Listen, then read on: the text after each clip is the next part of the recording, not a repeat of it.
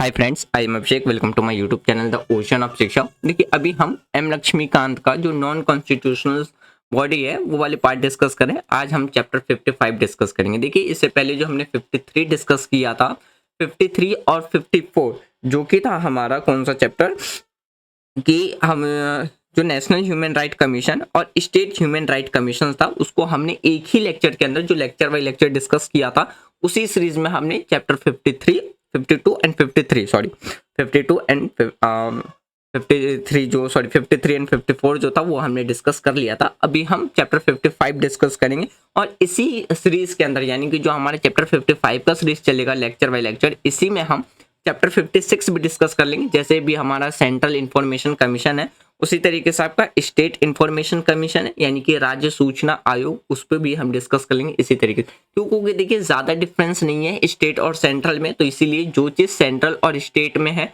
तो वो चीज़ तो मेनली कॉमन सी ही है। थोड़े से बस जहाँ पे प्रेसिडेंट का रोल है वहाँ पे गवर्नर का रोल आ जाता है। तो इस वजह से हम जो भी सेंट्रल और स्टेट का कॉमन सा उसको हम एक ही सीरीज में कंप्लीट करते जा रहे हैं ताकि जल्दी से जल्दी हमारी एम लक्ष्मीकांत कंप्लीट हो सके। देखिए, जो हमारी अभी नॉन कॉन्स्टिट्यूशनल बॉडी है, जैसे कि हमने नीति आयोग के बारे में डिस्कस किया था, नेशनल ह्यूमन राइट कमीशन के बारे में डिस्कस किया था, स्टेट ह्यूमन राइट कमीशन के बारे में डिस्कस किया था उसी सीरीज में।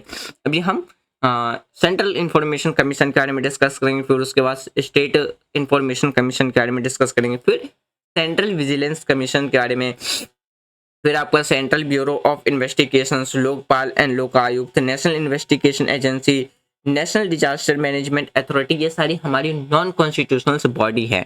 तो ये सारे टॉपिक हम चैप्टर जो हमारा चल रहा है अभी एम लक्ष्मीकांत का पार्ट चल रहा है, पार्ट हमारा चल रहा है अभी कौन सा 8 जो कि नॉन कॉन्स्टिट्यूशनल, तो वो डिस्कस कर रहे हैं। इससे पहले हमने पार्ट 1 जो कि था कॉन्स्टिट्यूशनल फ्रेमवर्क, पार्ट 2 जो कि था सिस्टम ऑफ गवर्नमेंट, पार्ट 3 जो कि था हमारा सेंट्रल गवर्नमेंट, पार्ट 4 जो कि था हमारा स्टेट गवर्नमेंट, पार्ट 5 जो कि हमारा लोकल गवर्नमेंट था, पार्ट 6 यूनियन टेरिटरी और special area, part 7 constitutional body.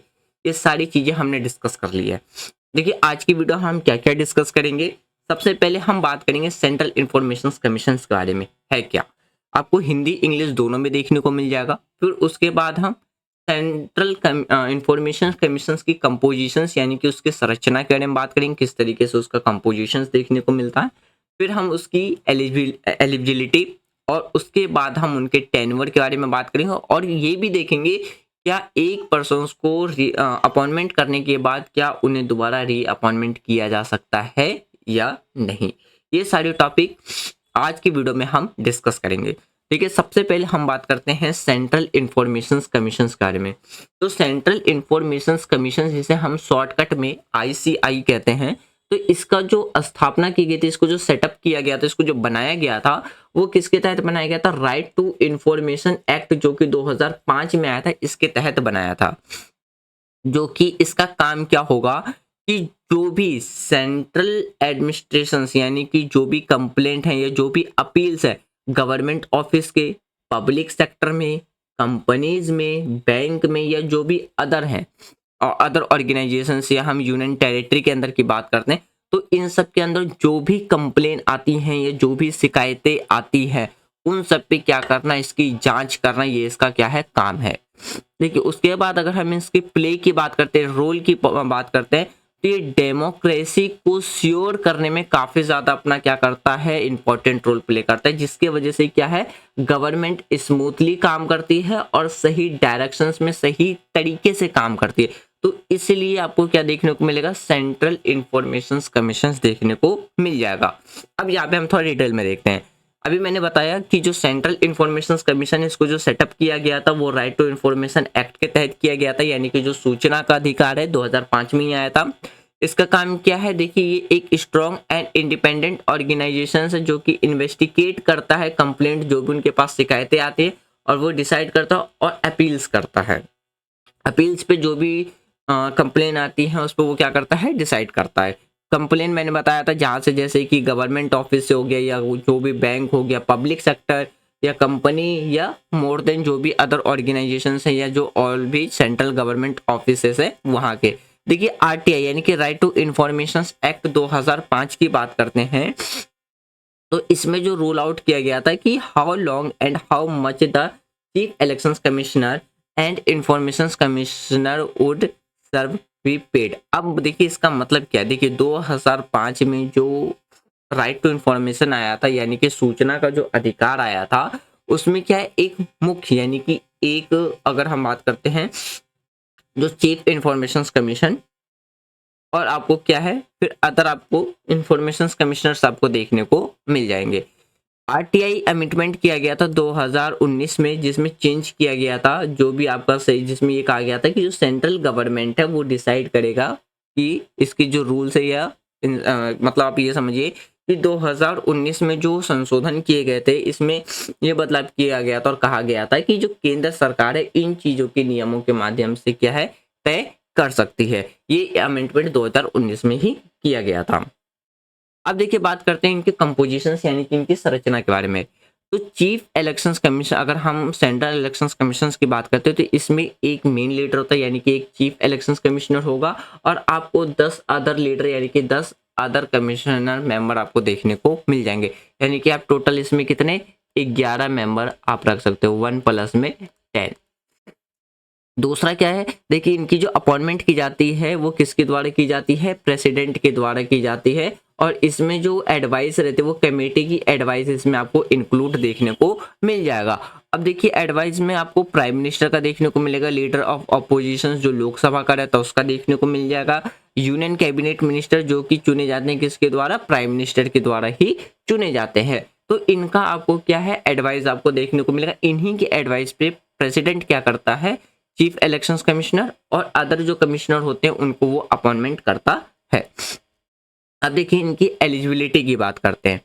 तो देखिए they must be well known and have a lot of knowledge and experience. आप सबसे पहले इतना देखिए कि सबसे पहले जो एलिजिबिलिटी होनी चाहिए, जो योग्यता होनी चाहिए वो ये होनी चाहिए कि उनको कुछ स्पेशल एरिया जैसे कि हम law, science, social work, management, journalism, media, government work के बारे में उनके पास काफ़ी ज़्यादा एक तो अच्छी खासी एक्सपीरियंस होना चाहिए और उनके पास अच्छा खासा नॉलेज होना चाहिए। दूसरी एलिजिबिलिटी क्या है, वो किसी भी पार्लियामेंट यानी कि ना तो वो राज्यसभा का मेंबर होने चाहिए, ना ही वो लोकसभा के मेंबर होने चाहिए, और साथ में ना ही वो स्टेट के किसी भी हाउस के या कि आप ऐसे भी कह सकते हो स्टेट के लेजिस्लेटिव या लेजिस्लेटिव असेंबली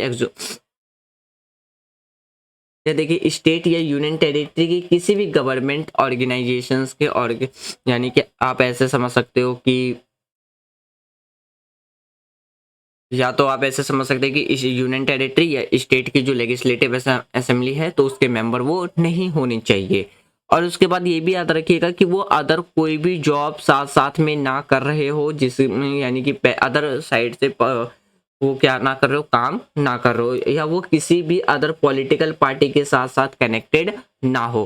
तो ये उनकी एलिजिबिलिटी है कि वो एक तरीके से सेंट्रल इंफॉर्मेशन कमिश्नर के तौर पे क्या है अपॉइंटमेंट किए जा सकते हैं। उनके टेनवर की बात करते हैं, देखिए इनमें उनका टाइम पीरियड फिक्स नहीं है। इसमें बस ये कहा गया है या तो उनकी एज 65 होनी चाहिए, यानी कि वो 65 एज तक में वो क्या कर सकते हैं, काम कर सकते हैं, या उनकी जो कितने साल तक वो काम करेंगे, कितने साल तक वो किसके द्वारा डिसाइड किया जाएगा, सेंट्रल गवर्नमेंट के द्वारा ही डिसाइड किया जाएगा।